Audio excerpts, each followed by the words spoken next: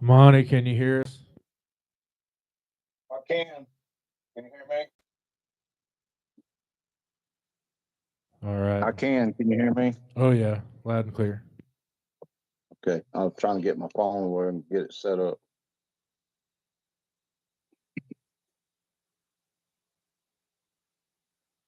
Sorry about that. I just got in from work, so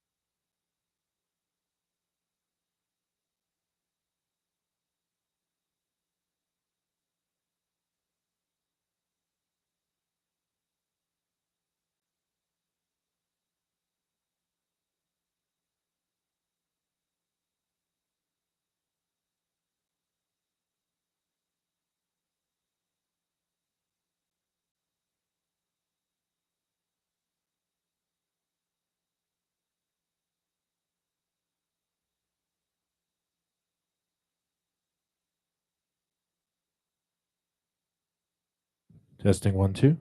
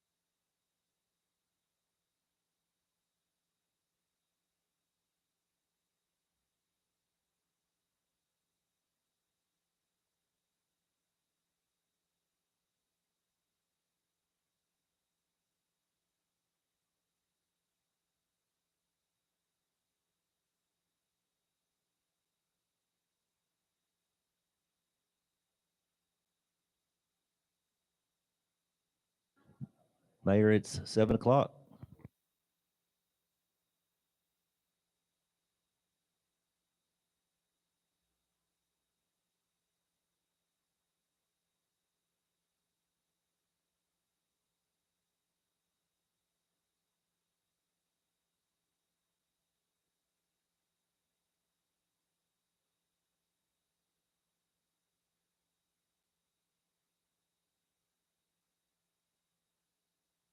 Let's come to order. This is a regular city council meeting that's being held on Thursday, December the 19th, 2024 at 7 p.m. at the Seymour City Hall, 301 North Washington, Seymour, Texas, 76380. All notices have been duly posted in accordance and conformance with the government code of the state of Texas, section 551.072C. The city of Seymour attempts to make its meetings accessible to all its citizens. If you have a need of auxiliary aids, please notify the city secretary at 940-889-3148 at least 48 hours in advance. The agenda is also posted on the city's website at cityofseymour.org with the following agenda to be considered. Let's start. We're going to open the meeting with a roll call. We'll start with the city council. Councilman Lan Wynn.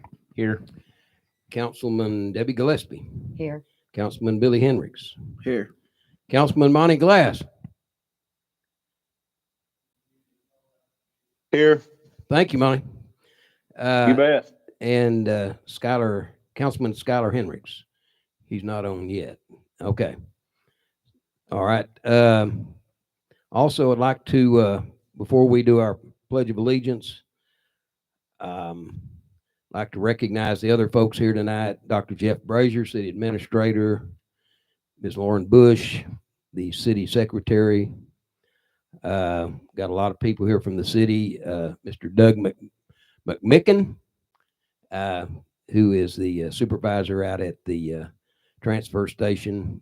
Have Sheriff Darcy White with us tonight. Glad she's here. Also, we have our police department here today. Sid Rangel, Officer Rangel, Officer Bryce Sawyer, Chief Bryce Sawyer, Officer Felipe Deanda, I'm sorry, Deanda, Officer Jones, Mr. Rick Shoemate is also here, and if I miss, Ronnie Kalachi, manager of the street department, is also here. Let's stand and we'll do our Pledge of Allegiance and then remain standing for our opening prayer. There it is. I pledge allegiance to the flag of the United States of America, to the republic for which it stands, one nation, under God, indivisible, with liberty and justice for all.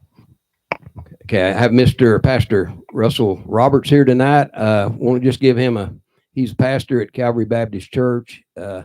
Just real quickly, Mr. Roberts does a lot of things around here that just fly under the radar. Works with the Ministerial Alliance.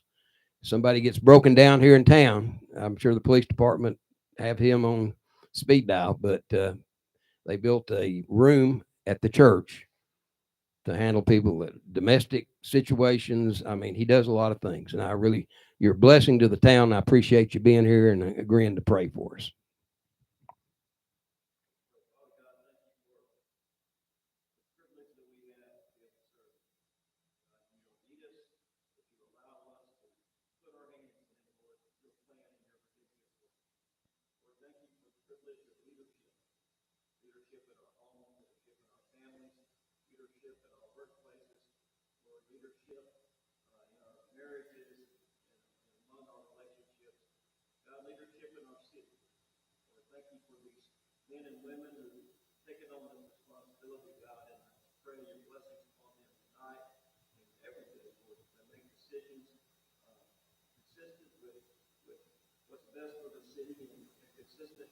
God willing, with what you would desire for us, Lord, and what you would approve of.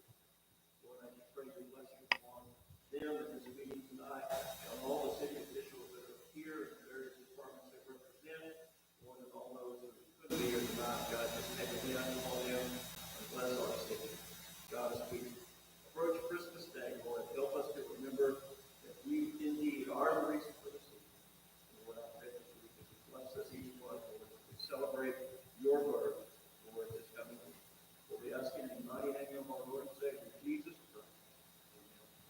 Amen. Thank you, Russell.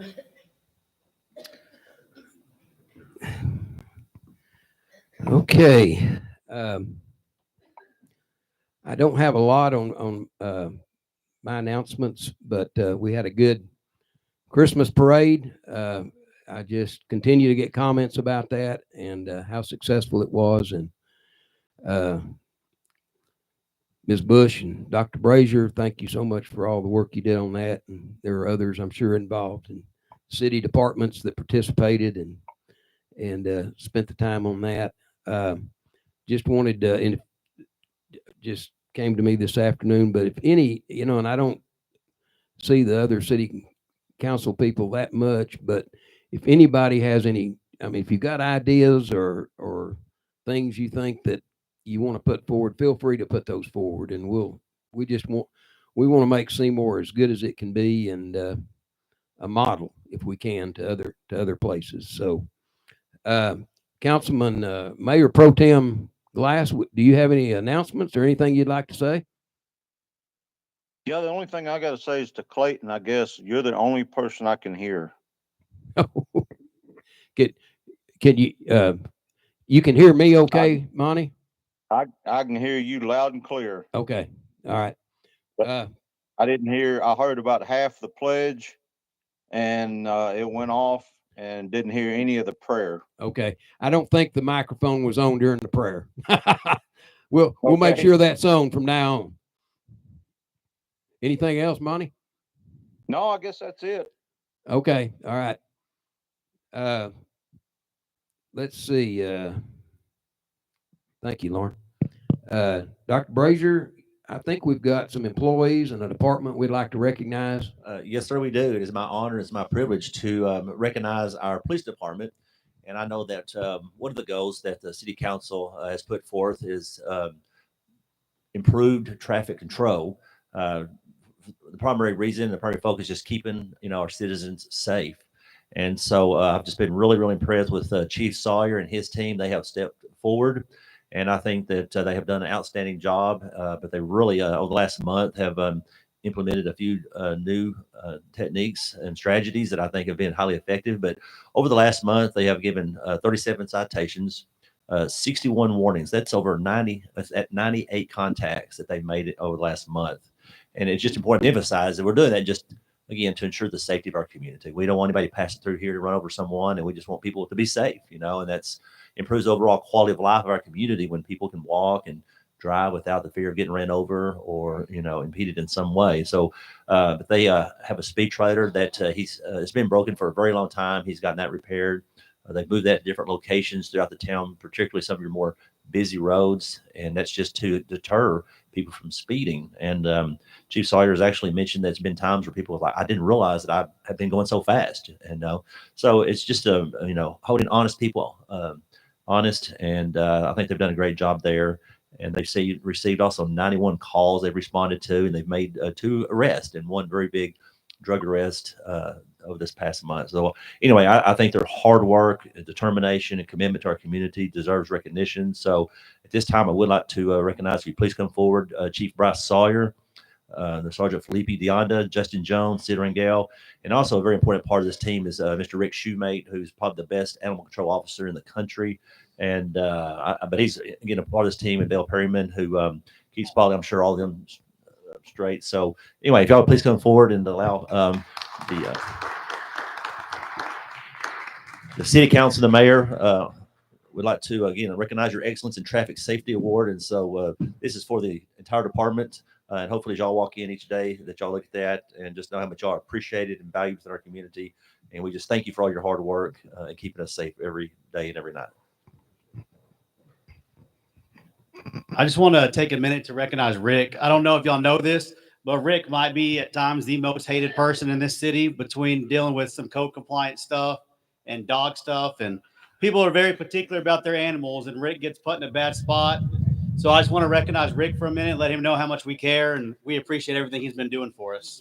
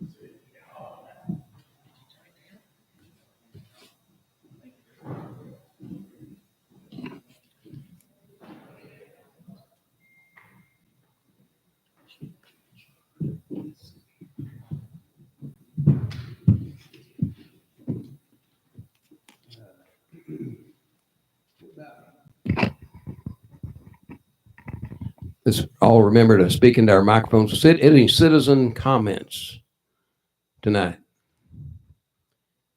If not, we've got a presentation from Seymour Helping Hands. It's an update on the 2025 Spring Car Show, and Kim Stevenson will come forward. She always gives us periodic updates on how all this is working. So go ahead, Kim, and speak loud and speak into the mic. I'll speak loud in the mic. It's not going to sound real pretty though. I won't take up much of y'all's time. I just wanted to make sure we were still on the same page. We need the same things we needed last year, just to shut the same areas off for the same time period. We are going to have KFDX, TV3, and Fox 18 are sponsoring us again this year. So we're going to be Wichita Falls, Lawton. That area is going to get a lot of there for a month. There, we're going to have commercials and things like that going out at their events prior. The biggest thing is we're expecting 75 cars this year. We do have a personal challenge for the sheriff's office and the police department. We have a special civil servant area, I guess you'd say, and we're going to invite military, and we'd love to have the sheriff and the police department to put in a vehicle, show it off, and maybe see the kids and stuff like that, because we always like to have the kids out there. So that's your challenge, ladies and gentlemen. The biggest thing that I'm really enjoying is we have new judges this year coming in from Dallas-Fort Worth area that are going to be here. And then we have some really great silent auction items that are going to be brought in, some movie memorabilia that is autographs, some special sports memorabilia, things like that. So we're really hoping to bring more people in this year. The biggest thing, and I would like to ask the city council, city's help with, is we want to showcase Seymour at this event. It's not just about Helping Hands, though it does help Helping Hands. We want to bring people from all over in. So if there's anything that you guys have ideas to help us make this to where we get people to come to this, we're going to have a presentation put up that will have a poster area with the museum. We'd love to do Salt Fork. I've talked to Miss Lauren about this. The park, things like that, big posters up so people can see those and then have information they can take. And they don't just come to the car show. They come to the car show that day, but they enjoy Seymour. They see the sites. And they go, you know what? I'm coming back and I'm going to go do the golf course, or I'm going to go do this, or I'm going to go do that. So we'd really like to collaborate with the city for that a little bit. And Miss Lauren's already been really great about information. Dr. Brazier's been really great anytime, and Mr. McCord and anybody. So, but the big thing is we're going to have those streets closed off. And again, family friendly event, no worries about alcohol, anything like that. And we'll clean the park up when we're done. And we get the day for free since we got the second place float. But that's it. Okay, so you'll come back, say, in April and Yes, sir. say, let's, need these streets closed. Yeah, and we kind of make sure you guys know where we're Gotcha. at with it and what's going on. If we get more than 75 cars, Mhm. we may have to ask for further on, but we don't expect to do more than that. We're focusing this year. We've got our vendors and stuff. We've got our food trucks, but we're focusing more on those car people and getting them. We want them from Oklahoma, Arkansas. We want this to become an event, not necessarily like Summer's Last Blast, but who knows, 5-10 years from now, it could be one of those huge things that happens every year here. We might have to change the date because of it being it, but for right now, it's going to stay that first Saturday in May. Okay, Kim, thank you very much for that. Appreciate it. Okay, we're gonna change the agenda. We do this occasionally when people are here from out of town or have things kind of pressing on them. And Dr. Brazier, I'm thinking we would go to executive session number 15 to visit with. Well, if it's okay, could we have Mr. Fleming come up Sure, and do the sure. audit? Be perfect. All right. Do him and then go to the And- executive well, session. then we wanted to, who else was here? or Well, do the transfer. Do the transfer station, Okay. and then we could go and close. perfect. If that's Okay, with you, sounds sir. good. Go ahead. Why don't you go ahead and introduce? Yeah. So we do have Mr. Paul Fleming. He is our auditor and has been working really hard and gone above and beyond for the city of Seymour. So we're really lucky to have him. He's very, very thorough and he don't put up with much, I can tell you. And but we do appreciate him, because that's what we want, is a good, fair, honest audit. He's provided that for the city of Seymour. So, Mr. Flynn. Thank you for coming. If you'll speak kind of loud and into that microphone, we'd appreciate it. I think it's on. Yes, sir. Sound like it's on? Okay, I'll do my best to be loud for y'all. First of all, I was here 18 months ago talking about the 2021 audit. Now we're talking about 2022. I thought we'd be here sooner, but I do think I'll be back sooner for 2023. We've already started on that process. I just wanted y'all to know that. So the things that the city has done to progress to getting caught up, I think it's happening. So that's the first thing I want to say, is that I think we're getting there with all the hard work, with Dr. Brazier and Suzanne, and everybody wants to get it done. It's just really hard when you have a job to do and you're trying to do 2 years ago's job too. So I think the work that TML did, I know it was expensive, but they did things that I don't know if they could have gotten done without them. As far as the audit goes, we kind of had the same issues that I talked about at the 2021 audit. The things y'all know about, the reconciliations not being done timely, the budget was overexpended, a few things like that. They're in a separate letter. I don't think there's any need to spend too much time on those. Those things are in the past, and I think a lot of those things are getting better now. So like I said, I don't think we need to spend too much time on that. On the audited financial statements for 2022, our independent auditor's report is on page 1. And this says that our audit was performed in accordance with all the standards. And based on that audit, the city's financials are presented in accordance with all the standards. Of course, that does not mean that we looked at every transaction. Does not mean everything's necessarily perfect. But I can say, I don't know if I've ever audited financial statements that have had more sets of eyes on them than these. There's never been any indication of any impropriety or anything like that. It's just a matter of things were behind. So our auditor's report says that these financial statements are fairly presented based on that audit. The management's discussion and analysis has some comparisons. That's a pretty good document to read sometimes. Of course, 2022 was the first year after we kind of started getting caught up from the February freeze of 2021 with the electric fund and the big charges there. Just real briefly on the financial statements, I know these will now be a couple of years old, but on page 13, you can see the general fund down at the bottom.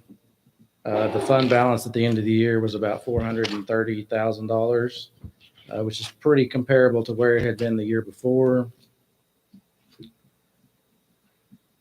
Over on page 17, we'll show the net position of the water, sewer, and RO fund and the electric fund. And you can see there, the water and sewer fund was a little over $4 million to the good at the end of 2022. Of course, a lot of that is plant and equipment, things like that. But there was plenty of cash in there as well. So you're in a good position. And then similar on the electric fund, it was about $1.8 million to the good. And it was also very liquid. Both of those funds also generated a surplus for 2022 based on everything that we saw with the audit. So that's good. The notes of the financial statements behind that, there's nothing too new or different in there. A lot of that is a lot of details on the retirement plan. And those are all things that the actuaries give to us to put in here to show where the retirement plan was at the end of the year. And y'all are very well funded on that as of 2022. Feel like I can see into the future. 2023, it won't look as good. 2024, it'll look a lot better.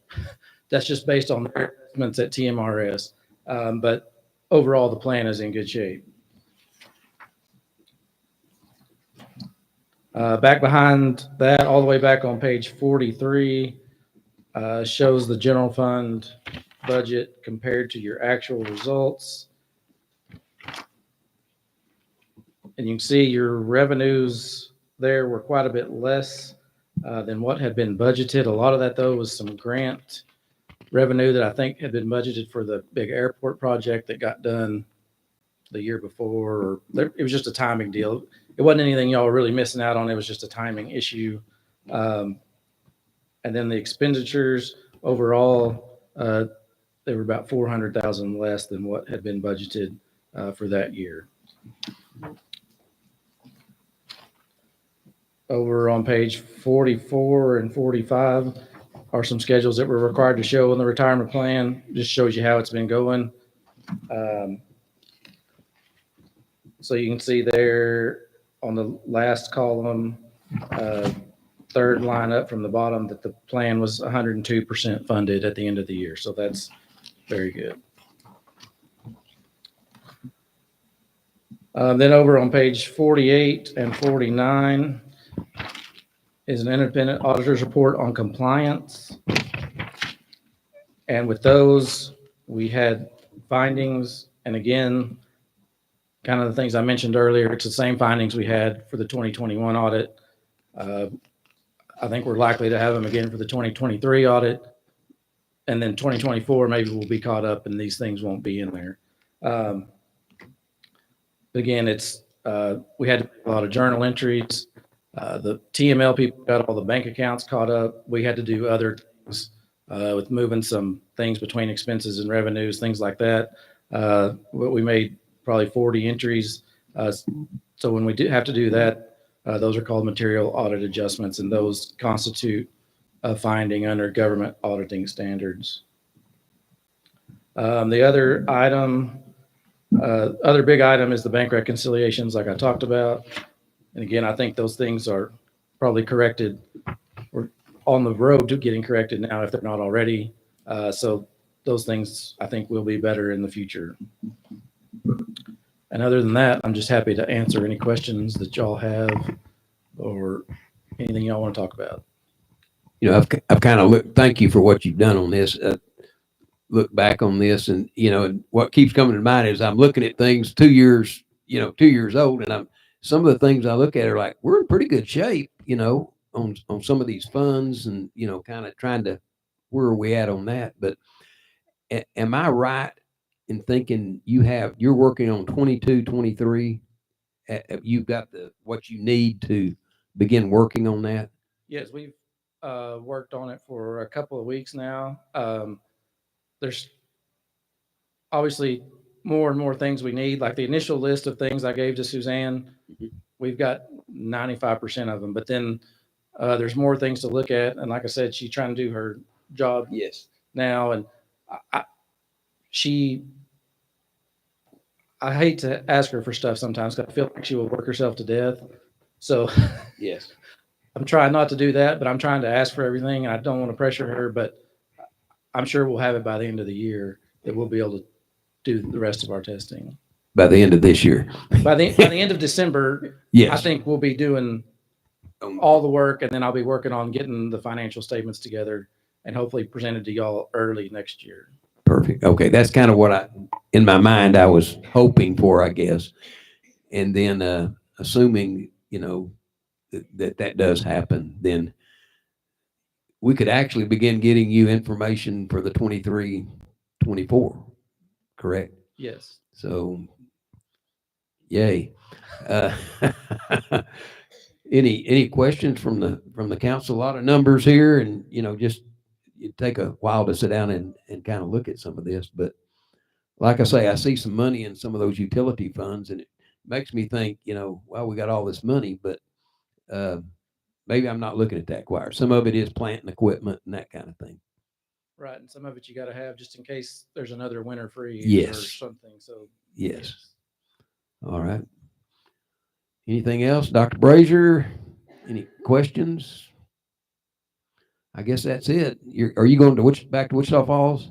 Yes, sir. All right. Well, be careful on the road, and there's wildlife everywhere out there. Yes, there is. Thank y'all very much. You bet. Thank you.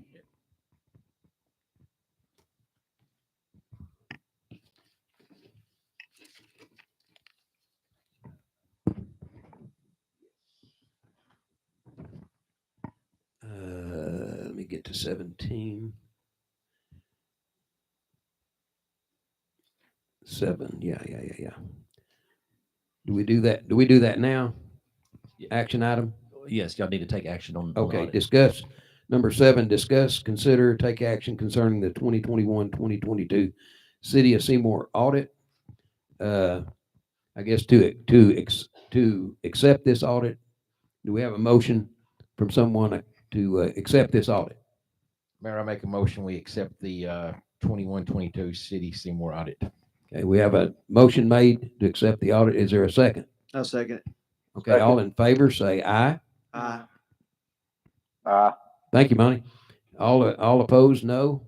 And there's no, it's all 4 ayes. Okay. Let's skip to number 13. And we're going to discuss, consider, and take action concerning, we're going to skip ahead a little bit, then we'll come back, concerning public safety measures at the Seymour transfer station. Go ahead, Dr. Brazier. Yes, well, just to refresh the council's memory, we had a fatal accident, I guess 6 months ago when Mr. Burke had fallen and unfortunately passed away. Well, I guess several weeks ago we had another accident in that almost the exact same location. And so the mayor and I were talking about it. We felt it was important that we bring this to council and get some direction from y'all if there are any other safety protocols that you'd like us to look at. And I did reach out to TML, and they sent I think I've shared that with y'all. I sent it with Ronnie and also our transfer operator, Mr. McMicken. And hopefully y'all have had time to study that and look at that and think through that. So I did ask Ronnie and James to be here as well, so y'all could ask them any questions that they have. And so as y'all know, when we had the first accident, we did put up chains with cones and signs and things of that nature. And I think James does a really good job of overseeing the transfer station as well. Anyway, we've kicked a lot of different ideas around. I know the mayor has conversations as well. So anyway, we're going to kind of put it in y'all's court to see if y'all have any questions about that or anything y'all like for us to consider moving forward. Okay. I appreciate the information you got from TML. Some of that was, and I know we're kind of getting into specifics, but I kind of like that railing in front of the containers. They're just, I don't know, 3.5 feet tall, I guess, just to maybe keep people from accidentally stepping over into a bin or something. Lots of signage. I noticed that was one thing they considered. We've got chains and multiple hazard and danger signs, at the north end of the, where some of that has happened. And Mr. McMicken and I was out there one day hauling something out there, and we talked about it briefly, maybe on the receipt part where you bring something out and you're charged and you get a copy of the receipt. It's maybe 3, 4, 5 cautionary directions on there about, no child under 12 years old is allowed out of a vehicle, for example. No standing on the container. You could list, you can't list everything, but you can list enough things. And there's a signature there that acknowledges, I've read this. So anyway, I think if Doug McMicken would like to, if he wants to suggest anything, or Ronnie Kalachik would like to, if you've got any ideas, or what I initially thought is maybe we could sit down, Dr. Brazier, myself, and maybe y'all, and we could just sit down and come up with a game plan first. And I know they've probably got some ideas. I've just got to, like I say, that railing. I kind of like the picture of that railing if it's doable. But what about the other council members? What do you think? I like the idea of the railing. And on that railing, can it be open if somebody's going to have a dump trailer to dump something? Because I don't think you could dump a trailer if that railing's up that high. But I was looking at those pictures that you sent, and it looks like there's a lock on it and a key that you can open those railings, and that's the only concern I have about the Yeah. railings. I think I also like to see some cameras out there facing them bends so we can actually see what's happening. Yeah, I do like that idea. I have talked to Mr. Miller. He said he's going to put that on his radar and try to get us a quote in the near future. So Good job, Plato. Yeah. What about issuing hard hats when they come in the gate? Hard hats and a vest. I bet that Austin, Well, down in Austin, that's what you got to have. You got to have a hard hat and safety vest to get out of your pickup. wow. I didn't, that's not you want to be visible. I mean, we're moving equipment around out there and people are coming in and out and, that kind of thing. So, but maybe that's something we could sit down and anything that you think is good, do it now. We want to be on record that we're proactive on this and, maybe you think you could maybe hear from James and Ronnie and just kind of hear what they have to say about Yes. some of their ideas? yes, If I you- will. Will you set up and meet with them? Is that what you're saying? Oh, right now. Sure. If they'd like to. Okay. Hey, Mayor, Yes. hey, when they get through discussing what they need to discuss, I've got a few opinions. Okay. Very good. Very good. Go ahead. This is Ronnie Kolochik, Street Superintendent, and Doug McMacken. He is the operator out at the transfer station. So, Ronnie, have you got any couple of things you think just immediately might help? Most of all, I think would help us the most to save us is cameras. I think, that way we can see what's going on. Okay.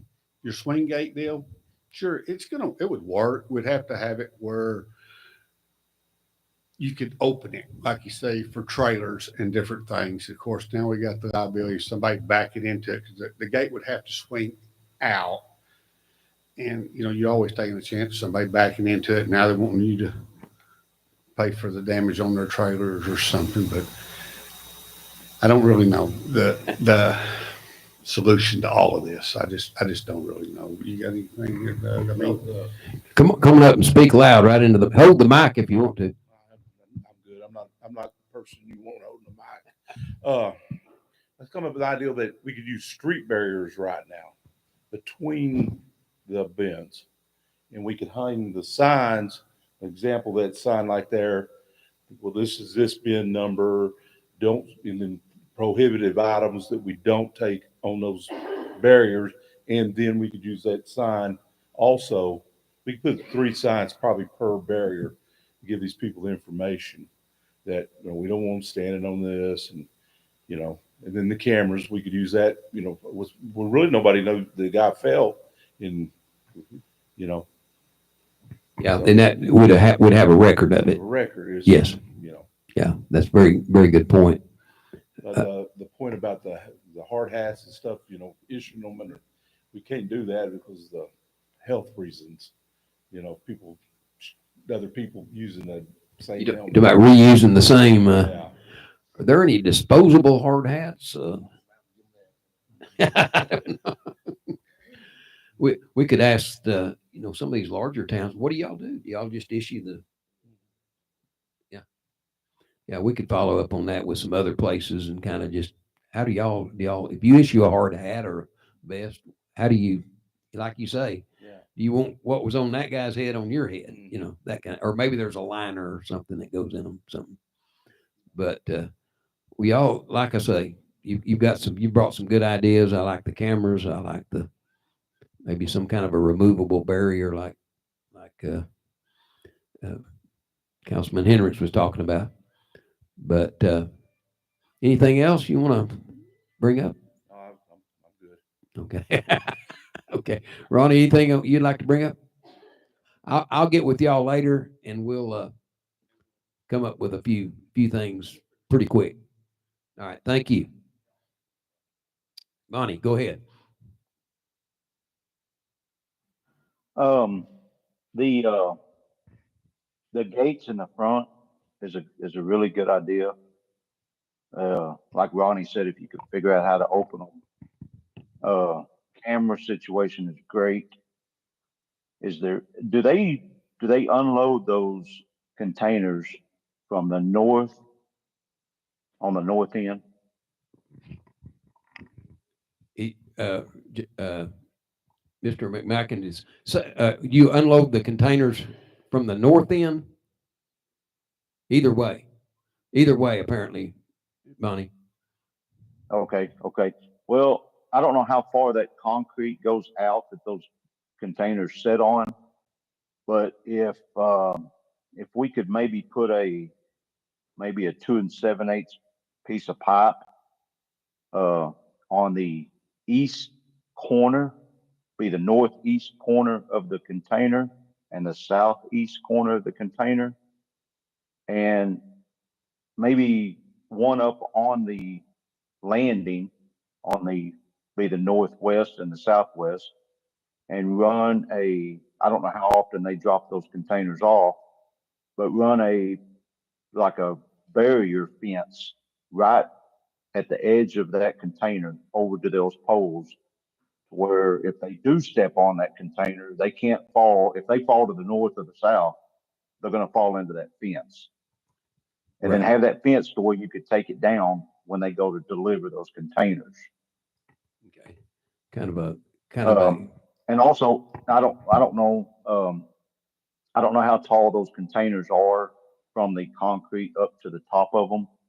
But I'm actually taking OSHA 30 right now, and anything above 10 foot, according to OSHA, has to be fenced off or a toe kick.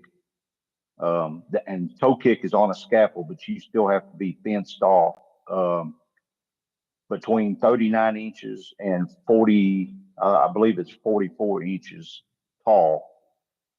So we might think about that, putting those two posts in, like I was talking about at each end, and putting a fence across there. That would eliminate, hopefully, an accident from falling off straight to that concrete. right. It would lessen the distance for sure. I don't think those are 10 feet tall. Are they, what, 8 feet maybe? That'd be my guess, but we could measure and find out for sure. Right. Well, that's good, Monty. We'll put that on the list when I get with them, or if you're in town, we'll get together and see what else we can come up with. But I like that. I hope I'm in town Saturday afternoon, so I'll be in town all next week. I know it's Christmas week. Yeah. But anyway, maybe we can get together one day. Yes. Meet out there. Yes, absolutely. And as far as the hard hats go, that would be a great idea, but they don't make any, I don't know of any liner because I wear a hard hat every single day, and I don't know of any liner that you put in them. Okay. So, I mean, I love that idea, but it's that would be a very difficult idea to do. Yeah. We can check around on that and see if there's something we don't know about, if other places are using that. All right. Absolutely. Anything else? Do we have someone out here? If you'll come up and introduce yourself, and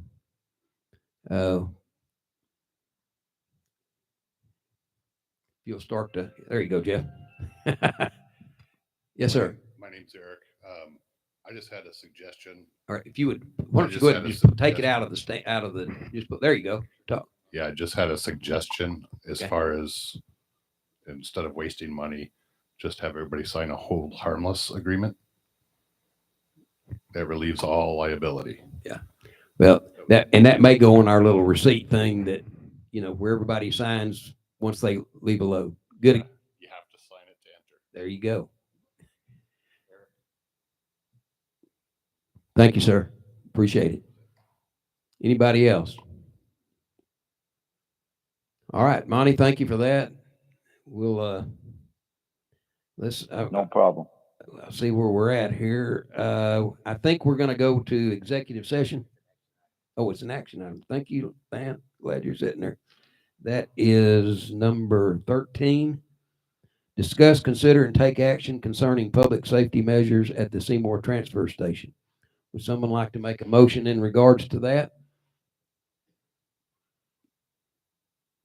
Or discuss further? Beg your pardon? Yeah, we can table it. Yeah. Okay, no action taken. Is that okay with everybody? Yeah. Okay, maybe by next meeting, we'll have some things lined up. All right. Like I say, we've skipped around a little bit here right now. Number 15, I think is where we're at. We're going to go into an executive session, close to the public. Sorry, folks, you're going to have to leave for a little while. Hopefully not over 3 hours. I don't think 4 at the most, 5 at the outside. Pursuant, close to the public, pursuant of Chapter 551 of the Texas Local Government Code under 551.074 regarding personnel, and that's chief of police. So we'll visit with the chief for a little while, then we'll come back into open session. It is, Jeff, 7:41.